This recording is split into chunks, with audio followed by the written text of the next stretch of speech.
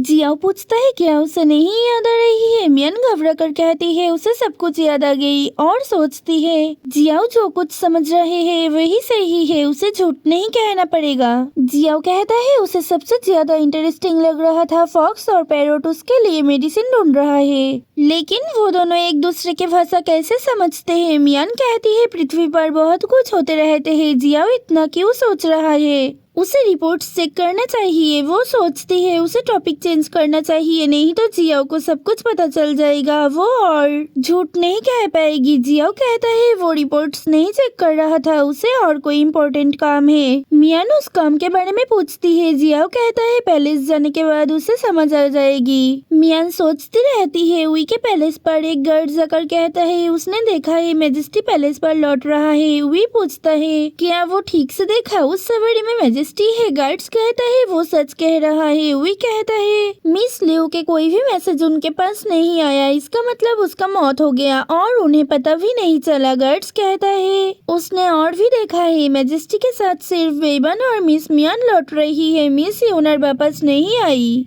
Mister we guards को चले जाने के लिए कहता है। उसे लगता है मिस लियू यूनर को खत्म कर दिया, लेकिन अब उनके पास कोई नहीं है। मिस्टर वुई नेक्स्ट प्लान के बारे में सोच रहे थे, किसी ने आके पूछते हैं मिस्टर वुई क्यों इतना चिंता कर रहे हैं। वुई देखते हैं उस जगह यूनर है। उसने पूछते हैं यूनर कैसे जिंदा है और उसे क्या चाहिए। उन्हें लगता है जियाओ को मर्डर करने का प्लान यूनर सुन लिया, इसीलिए पहले उसे खत्म कर लेना चाहिए। ये सोचकर मिस्टर वुई उनकी तलवार को हाथ में लेता है। यूनर उसके पावर दिखाते हुए कहती है मिस्टर वुई उसे जख्म नहीं कर पाएंगे क्योंकि उसके पास मैजिक्स पावर है।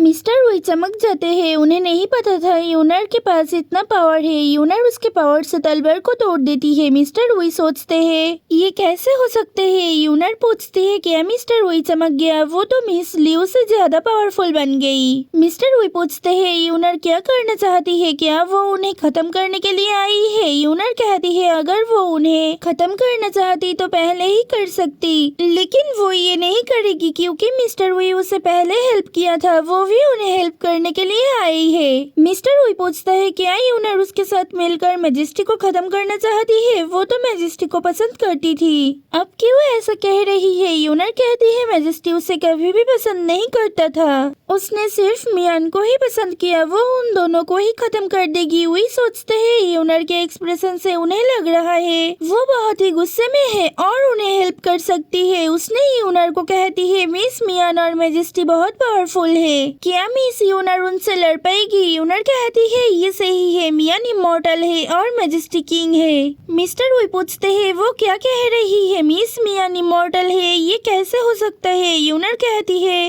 पृथ्वी अपडेट हो गया, उन्हें बहुत कुछ देखना पड़ेगा, लेकिन उसके पास अब जो पावर है उससे वो उन दोनों को खत्म कर सकती है। मिस्टर वुई सोचते हैं इससे कुछ नहीं होने वाला है, उनके पास बहुत अच्छा प्लान है, इस प्लान के लिए उन्हें 5 साल लग गया। मिस्टर वुई यूनर से पूछते हैं उन्हें अब क्या करना चाहिए। यूनर उसके प्लान शेयर करती रहती है। जियाओ मियान के पैलेस पर उसे ले आते हैं। मियान ये देख के खुश हो जाती है। जियाओ कहता है वो भी इस पैलेस पर रेस्ट लेने के लिए आए हैं। मियान गुस्से से कहती है जियाओ ये क्यों कह रहा है, वो उसे इस पैलेस पर नहीं रहने देगी। जियाओ कहता है वो मजाक कर रहा था, मियान को अब दरवाजा खोलना चाहिए, उसके लिए कुछ गिफ्ट से। मियान अंदर जाके देखती है उसके पैलेस को अच्छे से सजाया गया है। वो सोचती रहती है इसीलिए जियाओ बेबन को कुछ अरेंज करने के लिए ऑर्डर दिया था। जिया पूछता है उसे ये डेकोरेशन कैसा लगा। मियान कहती है ये उसे बहुत अच्छी लगी, क्या ये सच में उसके पैलेस है। वो सोचती है जियाओ कितना अच्छा है, इन दिनों में रिपोर्ट चेक करने के बाद भी उसके लिए कितना कुछ अरेंज कर लिया।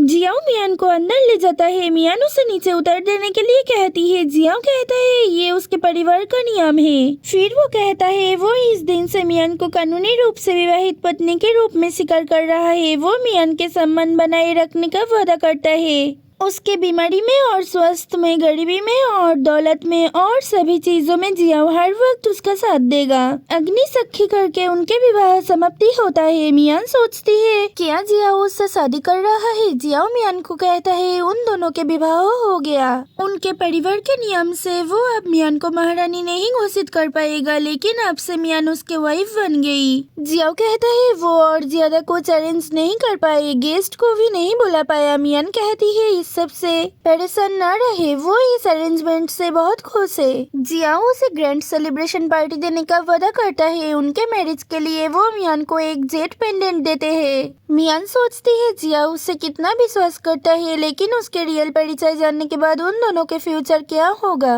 ये उसे नहीं पता है। उसके आंखों से आंसू निकल आता है। जियाओ पूछता है वो क्यों रो रही है, क्या उसे जियाओ के वाइफ नहीं बनना है? अगर वो नहीं चाहती तो जियाओ उसे फोर्स नहीं करेगा। मियान कहती है वो इसीलिए नहीं रो रही थी, असली में वो दोनों अलग अलग वर्ल्ड से है। अगर फ्यूचर में कोई प्रॉब्लम आ जाए तो क्या होगा? जियाओ पूछता है मियान ये कहना चाहती है कि वो इमॉर्टल है। मियान पूछती है जियाओ को इसके बारे में कैसे पता चल गया? जियाओ कहता है उसे सब कुछ पता है। मियान एक कैनेडी बन सकती है और फॉक्स पैरोट की भाषा समझकर उससे बातें करती है। मियान पूछती है क्या उसे सच में सब कुछ पता था? फिर भी वो जो भी झूठ कह रही थी जियाओ उसे सुन रहा था। इसके बाद भी जियाओ उसे विश्वास करता है। जियाओ कहता है उसके जो भी परिचय है उससे उसे फर्क नहीं पड़ता। वो मियान को सच में विश्वास करता है। उस समय फॉक्स प्यारी आ जाती है। उसके मुंह में जियाओ के लिए दवाई की बोतल है। उसे देखकर जियाओ सोचता है उसे इस फॉक्स से नफरत है, क्योंकि ये फॉक्स हर जगह घूमती रहती है। फॉक्स उसे देख के ही घबरा जाती है।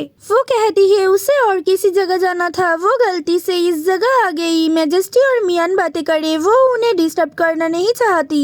जियाओ उसे पकड़कर पूछता है वो कहाँ जा रही है? फॉक्स अब इस जगह पे ही रहेगी क्योंकि उसे भूख लग गया है। फॉक्स क्या उसके खाना बनना चाहती है? क्या उसे पकाया जाए या फ्राई करे? फॉक्स गुस्से से कहती है वो बहुत ही सफर करने के बाद मैजेस्टी के लिए दवाई ले आई और मैजेस्टी उसे पकाना चाहते हैं। मैजेस्टी बहुत ही निर्दयी है। फॉक्स मियान के हाथ में दवाई की बोतल दे देती है। मियान सोचती है क्या ये सच में दवाई है और फॉक्स ये ढूंढ के ले आई। जियाओ कहता है अगर फॉक्स कुछ डिसाइड ना कर पाए तो उसके पास एक प्लान है। वो फॉक्स के 2 टुकड़े करके आधा फ्राई करेगा और आधा पकाएगा। फॉक्स रो देती है। मियान जियाओ को ऐसा आचरण करने से मना करती है क्योंकि फॉक्स उसके लिए मेडिसिन ले आई। जियाओ मियान की बातें सुनकर फॉक्स को छोड़ देता है। फॉक्स नीचे गिर जाती है। वो गुस्से से पूछती है मैजेस्टी क्या किसी सेवियर्स के साथ ऐसा आचरण करता है? फॉक्स एटीट्यूड दिखाए हुए फिर से कहती है क्या मियान और मैजेस्टी को पता है ये दवाई ढूंढने के लिए उसे कहाँ कहाँ जाना पड़ा? मियान उसकी बातें नहीं सुनकर जियाओ को दवाई पीने के लिए कहती है। ये देख के फॉक्स फिर से गुस्सा होकर मियान को पहले उसे थैंक्स देने के लिए कहती है। मियान उसे कहती है उसने ही तो पहले कहा था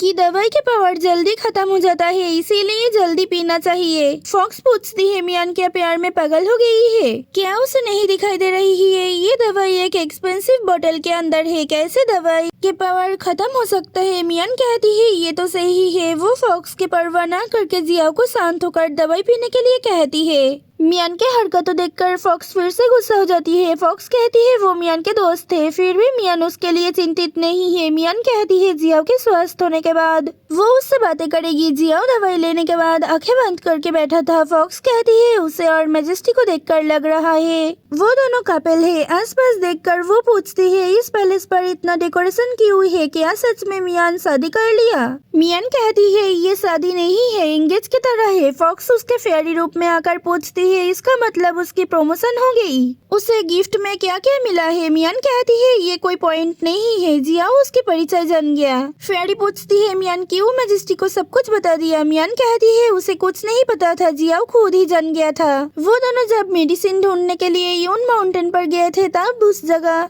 जियाओ उसे सेव किया था, नहीं तो उसकी मौत हो जाते, इसीलिए वो उसे और झूठ नहीं कह सकती। फेयरी कहती है उसे विश्वास नहीं हो रही है कि मियान और मैजेस्टी यून माउंटेन पर इतने प्रॉब्लम में पड़ गए थे।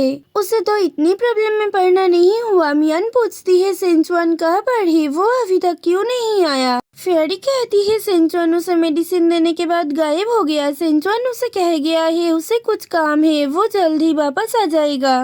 फेयरी कहती है उसे लगता है सेंचुआन और किसी बर्ड के साथ फ्लर्ट करने में बिजी है। मियान कहती है उसे भी ऐसा लगता है क्योंकि सेंचुआन के काम ही ऐसा है। फेयरी कहती है उसे सेंचुआन कहा अगर कोई इमोर्टल फेयरी मॉर्टल किसी इंसान से शादी करे तो उनके ऊपर स्वर्ग के सैनिकों ने थंडर से अटैक करते हैं। मियान को क्या इसे चिंता नहीं हो रही है? मियान कहती है जिया उसके लिए मौत का सामना किया, वो बाद में इसके बारे में सोच लेगी। फेयरी कहती है ये बहुत अच्छी बात है, उसे पता था मियान उसके प्यार के लिए सब कुछ कर पाएगी, जो कुछ भी हो जाए वो हर हालत में मियान को साथ देगी। उसे लगता है ये पनिशमेंट झूठ है, इससे कुछ नहीं होने वाले है, ये सिर्फ एक कहानी है। मियान कहती है उसे ये नहीं पता है, लेकिन वो जियाओ को कुछ नहीं होने देगी। मियान जियाओ के पास जाकर पूछती है वो अब कैसा है। फेयरी कहती है मियान मैजेस्टी की देखभाल करे, वो अब जा रही है। फेयरी खिड़की से निकल जाती है। जियाओ आंखें खोल के पूछती है मियान किससे बातें कर रही थी। मियान कुछ कहने जाती है।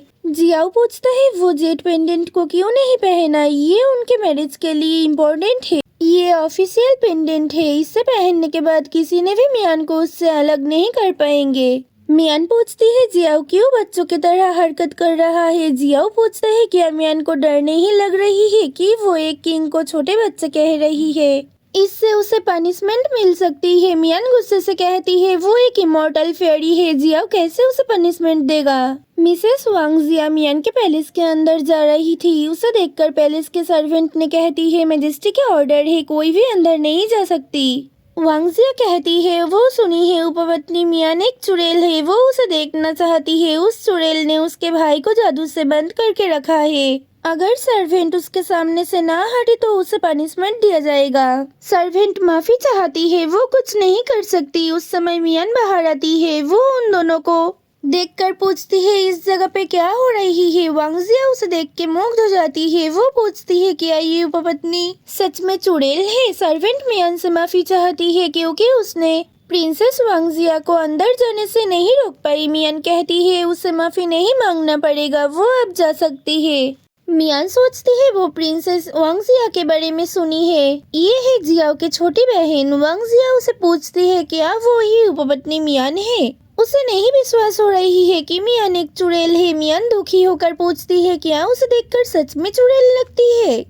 वांग जिया को शक हो जाती है कि उपपत्नी मियान ने ही उसके भाई को अपने जादू विद्या में उलझा रखा है। वांग जिया को शक हो जाती है कि उपपत्नी मियान ने ही उसके भाई को अपने जादू विद्या में उलझा रखी है। उसके हिसाब से पहले उसके भाई रोज उसके साथ महल के बाहर जाया करता था, लेकिन जब से मियान महल में आई है वो उसके साथ बाहर जाना ही बंद कर चुका है। इसी बात पर गुस्सा होकर वांग जिया महल पर आकर मियान पर इल्जाम लगाती है कि उसने जादू का इस्तेमाल करके उसके भाई को अपने बस में कर लिया है, और बिना मियान की बात पूरी सुने वांग जिया उसे तुरंत महल छोड़ने के आदेश देती है। मियान शांत अंदाज में वांग जिया को यकीन दिलाती है कि वो झूठ नहीं कह रही है। वो हवा से एक फूल बनाकर दिखाती है, जिसे देखकर वांग जिया हैरान हो जाती है। तब वांग जिया समझ जाती है कि मियान कोई विच नहीं है, बल्कि सिर्फ छोटी मोटी मैजिक ट्रिक्स जानती है। मियान साफ कह देती है कि वो प्रिंसेस से कभी झूठ नहीं बोलेगी, लेकिन अपनी असली पहचान छुपा लेती है। वो वांग जिया को